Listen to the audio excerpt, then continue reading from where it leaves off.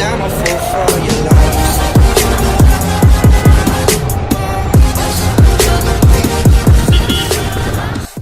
Hello everyone. Ngasi video anouba amuk simjarake. Ado ai channel subscribe tawdaba yarogadi subscribe tawbiramo aduga bell icon dusu nambiyo aina video thagalakpasingda notification fangnabagidmakta. Ado ngasi aina simjadoiba video si sigi ai helmet je sida GoPro je kamaina napkadaki haibasigi video ni.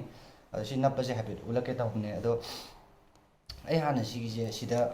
tawraga extension poraga side hapaga napammaneba. Hana sida temporary ama napamme ahame video makhanga to ui hairko yawe view do ado sigi sina nakandai tawraga mathakta napamne yadi yaramne do helmet chengang kai thamdai taraga extension tekreba tekpadagi yadre ai kamai hapado ai hape hapjana hapake photo oina hapake hana ai video din lehodre aduga sigi hujik haptoji na mcl je tawraga mcl je napaga sigi plane je GoPro mount ki je sigi je nappa matungda sigi J shape leba sigi mount je amuk hapaga GoPro je haptoineba ado sigi je mcl je nappani aduga nappa matung si naptoineba dai hape ujarake atopa mcl natabida GoPro mount tawnaba layeba sida hapnaba aduido glass khumdarakanda full oina khumba yadaba adugi aina mcl jida oina try tawge tawne mcl dan tawbase hengwai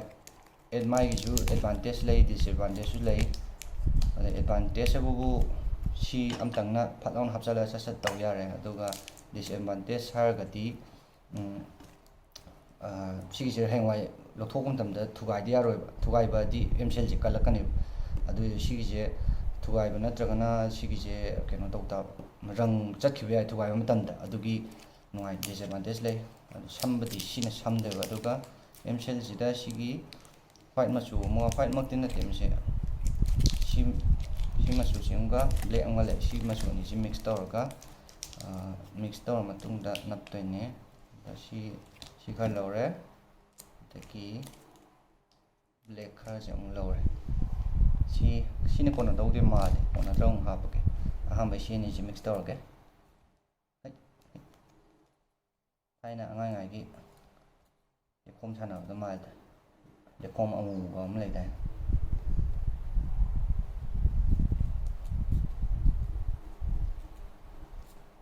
mcl je nappa jam kalle ai si napini kalo napsale ini side mai tong ni side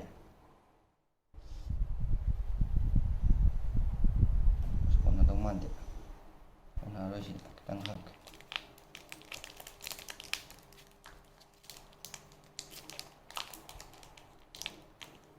chumnai GoPro mount tawnaba hapna um lebo adudi 1000 maya pi na mamanje ado si lupa kun na nei hujik chalai to si maya dum paisa leraga de dum lebi yo mam de sigi je lokthokku matamda ayangwai rang nung chatpa khotpa na amajung lakane duna mayang ge suggestion kai le ju dum haibiro o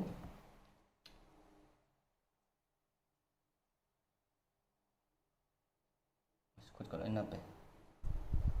lera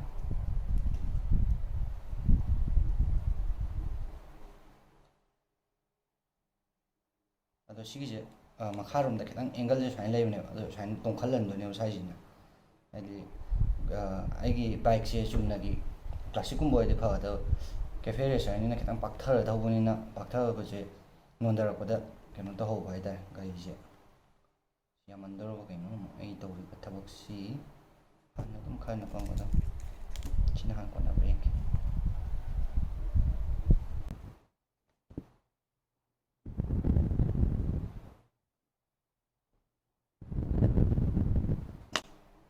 mc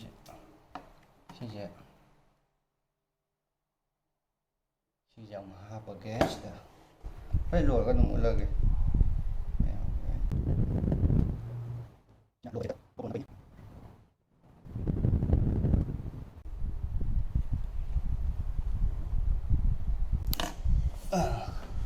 hen bắp bát chế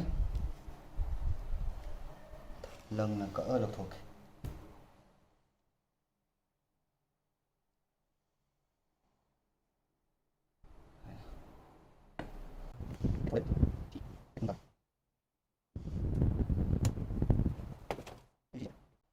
ꯍꯥꯟꯅ ꯈꯪꯕ ꯅꯠꯇꯦ ꯌꯨꯇ꯭ꯌꯨꯕꯇ ꯌꯦꯡꯉꯨ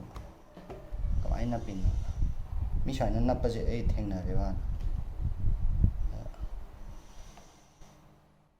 ꯌꯥꯍꯜꯂꯒꯦ ꯅꯨꯡꯁꯥꯗ ꯑꯃꯨꯛ ꯐꯧꯔꯒꯦ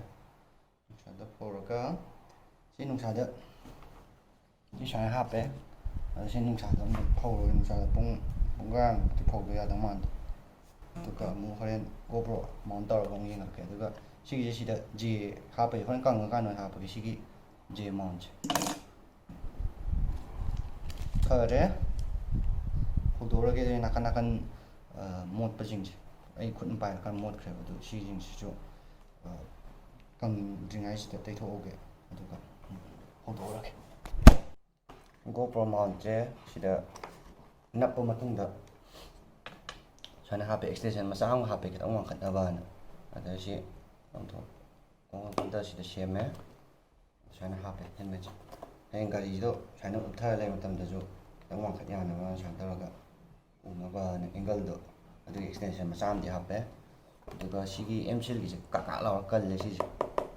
ꯂꯨꯄꯥ 10ꯅ ꯀꯣꯟꯅꯔꯦ 10 ꯄꯤꯌꯦ ꯑꯗꯣ ꯑꯩꯒꯤꯗꯣ 10 ꯄꯤꯕꯅꯦꯕ M-Sealꯗꯣ ꯑꯗꯣ 10 ꯄꯤꯕꯅ ꯀꯣꯟꯅꯔꯦ ꯑꯗꯣ ꯂꯥꯏꯔꯕ ꯑꯩꯈꯣꯏꯗꯤ ꯁꯨꯃꯥꯏꯅ ꯈꯔ ꯆꯂꯥꯏ ꯇꯥꯕꯅꯤ ꯁꯤ ꯁꯨꯃꯥꯏꯅ ꯍꯥꯞꯄꯒ ꯚꯤꯗꯤꯑꯣꯁꯦ ꯁ꯭ꯋꯥꯏꯗ ꯂꯣꯏꯁꯤꯟꯖꯔꯒꯦ ꯃꯌꯥꯝ ꯅꯨꯡꯉꯥꯏꯔꯒꯗꯤ ꯂꯥꯏꯛ ꯇꯧꯕꯤꯔꯝꯃꯣ ꯑꯗꯒꯤ ꯁꯕꯁꯀ꯭ꯔꯥꯏꯕ ꯇꯧꯕꯤꯔꯝꯃꯣ ꯕꯦꯜ ꯑꯥꯏꯀꯟꯗꯨꯁꯨ ꯅꯝꯕꯤꯔꯝꯃꯣ ꯚꯤꯗꯤꯑꯣꯁꯦ ꯁ꯭ꯋꯥꯏꯗ ꯂꯣꯏꯁꯤꯟꯖꯔꯒꯦ ꯔꯥꯏꯠ ꯃꯆꯥ ꯑꯃ ꯆꯠꯂꯨꯔꯒꯦ I'm on my own, broken and alone. I feel the rain crashing down all around this empty town. We're searching for the lost and found, but you don't care, you're unaware. Keep moving like the scars aren't even there. It's in the air.